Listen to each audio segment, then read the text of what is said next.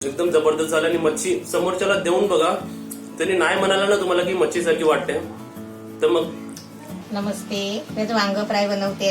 त्याच्यासाठी लागणारं साहित्य दाखवते. ही वांगी घेतले 2 आहे. ही स्वच्छ आहे ना, मिठाच्या पाण्याने धुवून स्वच्छ घेतलेली आहे. हे मी 2-3 चमचे बेसन घेतलंय, 1 चमचा तीळ घेतले, अर्धा चमचा आमचूर पावडर घेतले, अर्धा चमचा हळद घेतले, 1 चमचा मिरची मसाला घेतलाय, अर्धा चमचा गरम मसाला घेतलाय, 1 चमचा धना पावडर घेतली आणि आपल्याला चवीपुरतं मीठ घ्यायचं आहे. आपल्याला तेल घ्यायचं आहे. आता मी काय करते, हे सर्व मसाले आहेत ना, आपल्याला सगळं मिश्रण बनवायचं आहे, एकत्र करायचं आहे. मी 3 चमचे बेसन घेतलंय, ह्याच्यामध्ये हा मिरची मसाला, हे सर्व साहित्य आहे ना, आपल्याला सगळं एकत्र करायचं आहे. आपली झटपट होणारी रेसिपी आहे.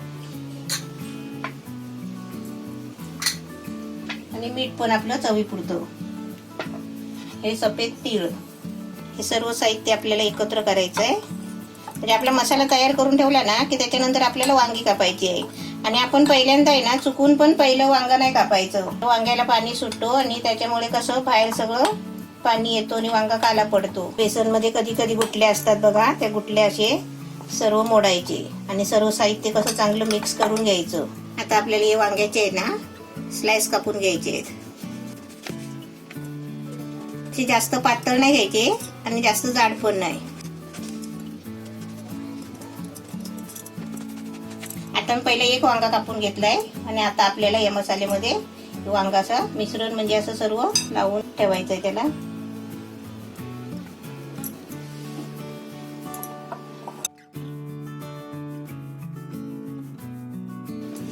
मी पहिला 1 वांग कापलं ना, ते बघ कशी स्लाइस मी मसाल्यामध्ये आता बुडवून ठेवलेली आहे. आता मी दुसरा वांगा कापते. आता हे पण आहे ना, असेच मसाल्यामध्ये डुबवून ठेवायचे.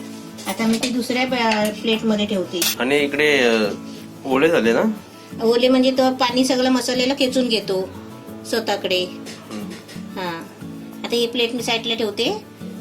म्हणजे कसं आपल्याला फ्राय करताना आहे ना, ते पहिला बॅच तो लावेल आणि त्याच्यानंतर हे दुसरा बॅच. सेम ना सर्व आता. हा, असं सर्व आता सेम. आता हे आपले वांगा आहे ना 10 मिनिटं ठेवायचे आहेत. म्हणजे सगळं पाणी आहे ना, तो मसाला खेचून घेतो बघ असं. हा मी पहिला वांगा जो कापला ना, त्याला मसाला लावलेला तो हा पहिला बघ, पूर्ण मसाला भिजलाय ना त्याच्यामध्ये. आणि हा दुसरा वांगा. आपलं 10 मिनिटं झाली इकडे. हा 10 मिनिटं झाली ना. आता हा पहिला मी हे फ्राय करून घेते. आता पॅन मध्ये थोडंसं तेल ओतते. तेल आपलं तापलंय. आता त्याच्यामध्ये आहे ना, हे आपल्याला 1-1 पीस सोडायचे. आता मी मोठे स्लाइस कापले आहेत ना, थोडं भाजायला आहे ना टाइम लागेल. म्हणजे आपण पातळ कापले तर लवकर होतील ना. हा, पातळ कापले तर लवकर होतील. आता थोडं आहे ना मीडियम गॅस करते, कारण तो भाजला पाहिजे ना. मच्छी सारखा फ्राय करायचा आहे. झाकून ठेवायचं आहे ना. नाही, झाकून नाही ठेवायचं. झाकून ठेवलं तर एकदम मऊ होणार, नरम होणार. आपलं मच्छी करायची, अजिबात झाकून नाही ठेवायचं. मच्छी करतो तसं. हा, तसं. आता पॅन मध्ये टाकल्यावर 1 मिनिट झालाय. आता 1 मिनिटांनी आहे ना फिरवते. म्हणजे 1-1 मिनिटांचं फिरवत राहायचं आपल्याला. हा, नाही तर करपे. आपलं मच्छीचा तुकडा वाटतंय. तर मसाला नाही, कांदा नाही, टोमॅटो नाही, तर वांगी करायचं तर काय करायची, असं करू अशी फ्राय करायची. एकदम सोपं आणि टेस्टी सुद्धा असणारच आहे, गॅरंटी. आता याच्यावरती आहे ना मी 1 चमचा तेल टाकते. गॅस एकदम बारीक आहे ना. एकदम बारीक गॅस ठेवलाय. परत 1 मिनिटांनी फिरवते. आपल्याला 1-1 मिनिट असं फिरवून आहे ना 3-4 मिनिटं भाजून घ्यायची, चांगली फ्राय करून घ्यायची. कारण ते आतमध्ये वांग शिजलं पाहिजे ना. आता कलर आला म्हणून पटकन काढलं की मग खाताना कच्चं वाटेल. म्हणजे असं वांग आपण बघायला गेलं ना तर 3-4 मिनिटात शिजतो. पण 1-1-1.5 मिनिटांनी आपण फिरवतो. 1 मिनिटांनी असं फिरवत राहायचं. ते काय मसाला निघत नाही त्याचा, तो एकदम जाम बसलेला असतो ना. फक्त ते आपलं वांग शिजलं पाहिजे. आता मी बघते जरा वांग शिजलं काय ते, कारण जाड तुकडे आहेत ना कुप्यासारखे. आता शिजलं काय बघते मी जरा.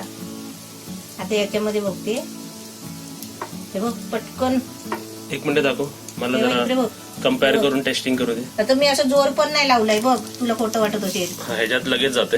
आणि आपले हे जे नाही शिजले त्याच्यात बघूया आपण.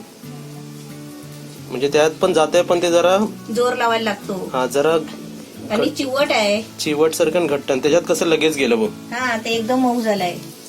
ह्यात लगेच गेलं. हा. म्हणजे असं पण माहिती करू शकतो. हा, हे बघ, एकदम मऊ झालाय है ना. आता आपले झालं असेल ना. हा, झालं. जेवढे आपण फ्राय करणार ना तेवढं कुरकुरीत पण होणार ना. कधी तळलेला बटाटा खायला वाटला पण बटाटी नाही घरी तर असं सुद्धा आपण करू वांग शकतो. पण फ्राय करून खाऊ शकतो.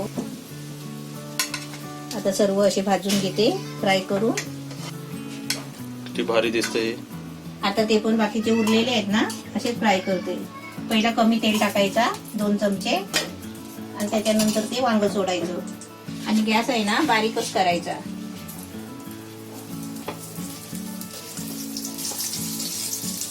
दोन बॅच आपली झाली म्हणजे 2 वेळा फ्राय केले.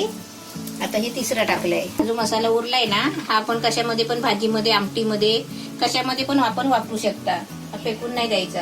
तर तुम्ही आपली इकडे रेसिपी बघू शकता. क्वारंटाईन मधली सर्वात बेस्ट रेसिपी मी बोलू शकतो दिसण्यामध्ये. मच्छीच्या तुकड्यांपेक्षा पण भारी वाटतंय हे. आणि क्लोजअप तरी बघा.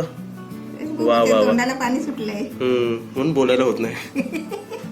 आता ही रेसिपी आपण टेस्ट करून बघूया. सर्वात आधी आपण तोडून बघूया. सर्वात आधी तर हाताने बघूया आपण. दिसली तुम्हाला आता किती नरम आहे ती मी तुम्हाला दाखवतो बघा तोडून. हे बघा लगेच तुटली नाही बघा लगेच बाहेर आली. ठीक आहे. आणि हे तुम्हाला आता मधलं काढून दाखवतो मी. हे बघा निघतंय बघा. मच्छी कशी आपण निघते तसंच निघतंय बघा. हे समजा आपली ही रेसिपी अशी. त्याला मी जरा टर्न करतो आणि समजा चमच्याने आपण काढायला गेलो तर बघा निघतंय बरोबर है ना. आता समजा इकडून मी काढतो. जास्त प्रेशर पण नाही लावायला लागत आहे आणि ते आपलं निघतंय. तर आता तुम्ही रेसिपी बघितली आणि मी तुम्हाला तोडून सुद्धा दाखवली. तर हे इकडे मी वेगळे पीस केलेत ना ते हे इकडे आहे. एक पीस तू घे मम्मी. चल. कमेंट येतात की तू मम्मीला पहिला नाही देत किंवा तू पहिला खातो. तर पहिले एक दुसऱ्याचं नाही करायचं. एक साथ खायचं आपण सर्व काही. बरोबर ना. इकडे बघणाऱ्यांमध्ये एक क्वेश्चन विचारतो मी. बघणाऱ्यामध्ये किती जण व्हेजिटेरियन आहे मला सांगा. व्हेजिटेरियन आहे ना तू. कधी मच्छी खाल्ली आहे. मच्छी तर कधीच नाही खाल्ली. तू नॉनव्हेज चिकन मटन कधीच नाही खाल्ले ना. मच्छी तर नाही खाल्ली ना. पण तू हे खाल्लं सेम टू सेम मच्छी लागते.